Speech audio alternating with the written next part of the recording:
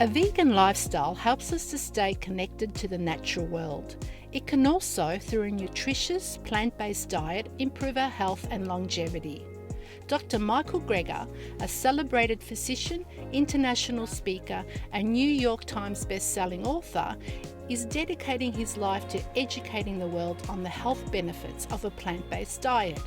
He runs the popular website nutritionfacts.org, a non-profit, science-based public service site providing free daily updates on the latest nutrition research. So in most of the literature that you write, you always talk about the American diet and how it's, killing people. And really, I'm worried that the same thing is happening here in Gibraltar, right? So we've got 10% of our population has got diabetes, and there's an association or a support group for every modern disease, prostate, breast cancer, strokes, mental illnesses. We've got, the range. So how can we begin to heal our community? Well, the good news is that we have tremendous power over our health, destiny, and longevity. The vast majority of premature death and disability is preventable with a plant-based diet and other healthy lifestyle behaviors. For many of the leading killers around the world, these are lifestyle diseases. And so unless you treat the cause, you have no hope of stopping or reversing them. I mean, doctors can slow down the rate at which diabetics go blind and lose their kidney function and go on dialysis and lose their lower limbs. But people get worse than they die. Same thing with heart disease, same thing with, high blood pressure, same thing. These are diseases that are caused by our diet and lifestyle.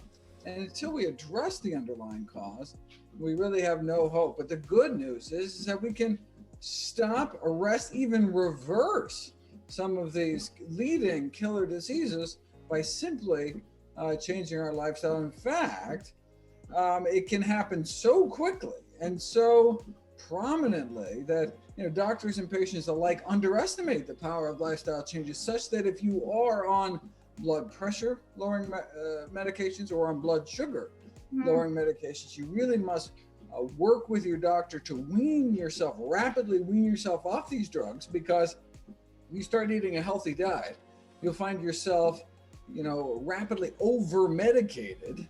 As your body heals itself because you're providing it with the right fuel, your doctor will need to de-prescribe medications. Yeah, the thing is, when you go to the doctor, you've only, it's always a very short visit.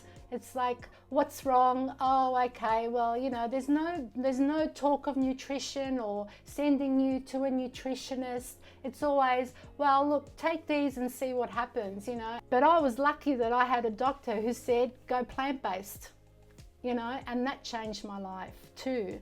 Doctors often don't discuss the alternatives. They just put people, on a blood pressure medication, cholesterol lowering medication. They said, look, the benefits outweigh the risks. They say, well, wait a second. What if I get all benefit, no risk by eating healthier, drop my cholesterol, and has the side effects are all positive? Also drops your blood sugars, also drops your blood pressure, also has these other beneficial effects. And so that's a critical missing piece often, particularly in primary care. So can you tell us a little bit more about dairy? Can you explain to us what the problem with dairy is? Well, there's no problem with dairy if you're a baby cow. If you're a calf, it's the perfect food. For anyone to drink milk after weaning is kind of strange. And then to drink milk of another species, it doesn't make any sense. And unfortunately, dairy consumption increases one's risk of Parkinson's disease, associated with increased risk of prostate cancer, the major cause of allergies and lactose intolerance. We really should get our healthier sources of all the things that are in dairy. So there's healthier sources of calcium, like dark green leafy vegetables. There's healthier sources of vitamin D and protein without the baggage of the saturated butterfat and cholesterol and the hormones and all that. I wanted you to explain to us about the genetically modified foods. I'm finding it hard to get information on how bad it is for us and exactly what it is. GMO foods, genetically modified organisms, are changing the genetic structure of plants or animals for certain desired traits. Now, we've been doing this for millennia using selective breeding techniques. I mean, that's how we turned a wolf into a poodle. We genetically modified them by selectively breeding for the characteristics they wanted, but the current transgenesis is using our knowledge of genetics to tweak certain genes to get whatever kind of desired result. In terms of the risks and benefits, the pros and cons, it depends on what you're genetically modifying for. So if you're genetically modifying, rice to add beta carotene, and you're giving it to a population with vitamin A deficiency, great. I mean, what's the problem with that? The problem is that companies like Monsanto, who are these companies that sell pesticides or herbicides, are genetically modifying their own seeds. So they sell the seeds and the pesticides, genetically modifying their own seeds to resist their own herbicide. So normally you have to wait between crops to spray on an herbicide, right, to kill off all the weeds. Right, you can't spray it on your crops because your crops will die because they're plants too, right? So if we genetically modify our seeds to resist our herbicide, then you can spray on the crops. And then the crops still stand and kills off all the weeds. And so you get better production. And the problem with that is that then you end up with higher pesticide residues in the actual plant. So then the question of safety becomes, well, how bad is this herbicide known as glyphosate for human health? And that remains an unanswered research question. We just don't know. So it's not the genetic constructs themselves, the genes that we're introducing that we're concerned about from a human health standpoint. It's the effects, it's the desired effects. In the case of genetically modifying plants to resist herbicides, we end up with higher levels of herbicides, and then we really need to make sure that that's not causing any public health downside. So, Doctor, I've just finished reading your How to Survive a Pandemic book. Great read. I learned so much. Now, I didn't realize that you also had a background in infectious diseases.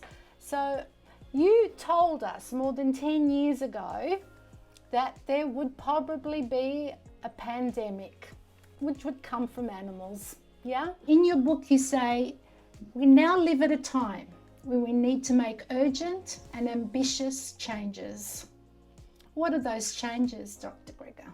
Recently, over the last few decades, we have an unprecedented emergence of new emerging infectious diseases. They're basically emerged from where? Mostly from animals. The AIDS virus is blamed in the butchering of primates and the bushmeat trade in Africa. Mad cow disease was because we turned, natural herbivores like cows and sheep into carnivores and cannibals. SARS and COVID-19 been traced back to the wild animal trade.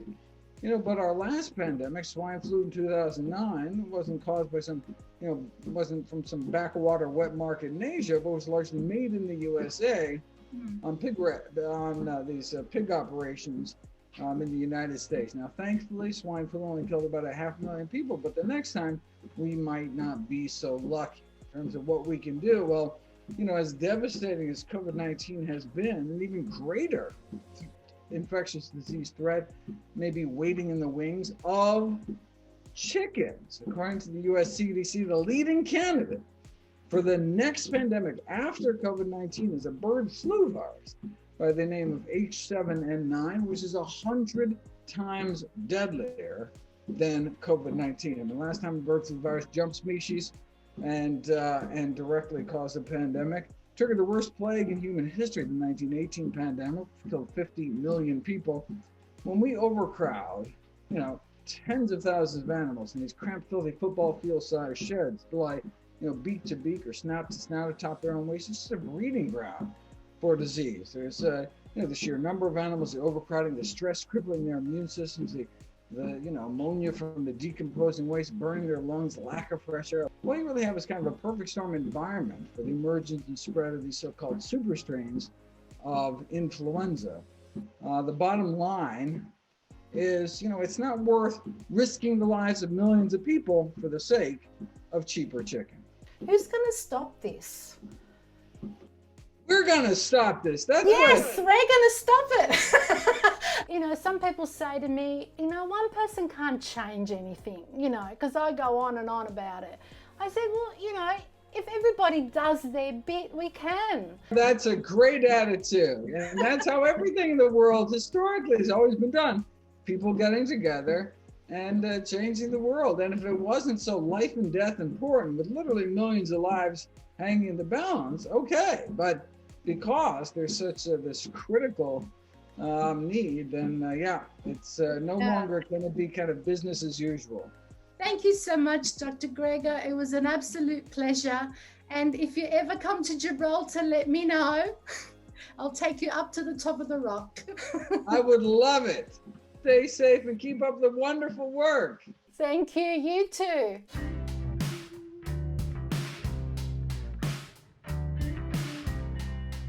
Hi guys, I want to show you now how to prepare a beautiful carrot cake. It's really simple recipe, and you will need these ingredients: 150 grams of buckwheat flour, 50 grams of corn flour and 50 grams of rice flour, a sachet of baking powder, 200 milliliters of almond milk or another milk, for example rice milk or oat milk, 100 milliliters of corn oil, 140 grams of brown sugar, and the principal ingredients, so 300 grams of grated carrots, a teaspoon of cinnamon, a teaspoon of organic orange extract, and a pinch of salt. So the first step is grating the carrots and put them aside. So now put the buckwheat flour into a bowl and then add all dry ingredients. So the corn flour and rice flour, baking powder. Mix well with a whisk. Then add the cinnamon. The smell of the cinnamon is really incredible. And then a pinch of salt, the sugar, mix well again with a whisk. So now add the liquid ingredients, corn oil and plant-based milk. And before mix with a whisk, add your orange extract. Ready to mix. Really simple recipe. I prepare it for my kids, they love them. Use now a spatula, mix well and then add the carrots inside the bowl and mix again with a spatula. So guys, this carrot cake is completely gluten-free. So now grease the pan with some corn oil. So now put your mixture into a pan. The pan with a diameter of 24 centimeters. And now bake your cake at 180 degrees for 60 minutes, ventilated mode.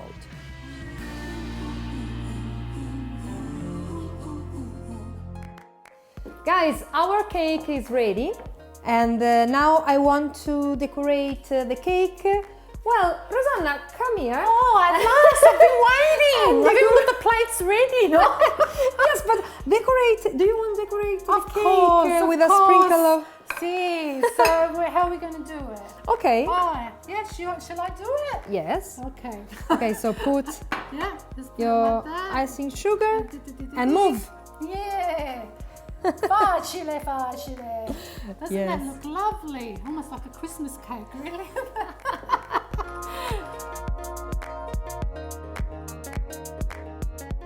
Arianna, this looks beautiful. I can't wait you. to try it. Let's get in. No, hang on. Half for you and half for me.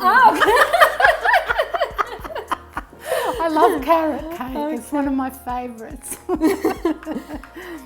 Oh, buonissima. And this version is completely gluten-free. So a little bit different, but I think also good. Oui, beautiful. Let me smell. Ok, so Oh, sì, è buona. proviamo. Proviamo, cin cin. Well, it's very moist and delicious. I can really taste the orange extract too, because orange and carrot go really well together, don't Yes, they? and almond milk, for example. You know, I never thought that you could make a cake without eggs or butter, you know, and milk. But you can, and it's so delicious, and it's Yeah, such really an simple. alternative way to enjoy sweets, no? Very good. What do I always have to... I always have to stuff myself, Arianna. Delicious. I hope everyone tries it. It's really good. Honestly, Arianna, every time you make a cake, I have to eat the whole thing. It's so delicious. I can't stop eating it. Mind you, we've got all week to keep eating it because next week we're going to get physical and we're going to go and do a Zumba class with Bianca and all the ladies. I'm really looking forward to that. That's going to be a lot of fun. So Arianna, you're going to, you're going to do some recipes next week? Yes, so raw food recipe and a delicious Buddha bowl. Oh, fantastic. So we eat this week and next week we lose weight. Great way to do it, no? So enjoy your recipe, ladies and gentlemen. It's delicious. See you, ciao! For delicious vegan recipes and more, visit Le Creazioni Vegane di Arianna on Facebook. Ciao!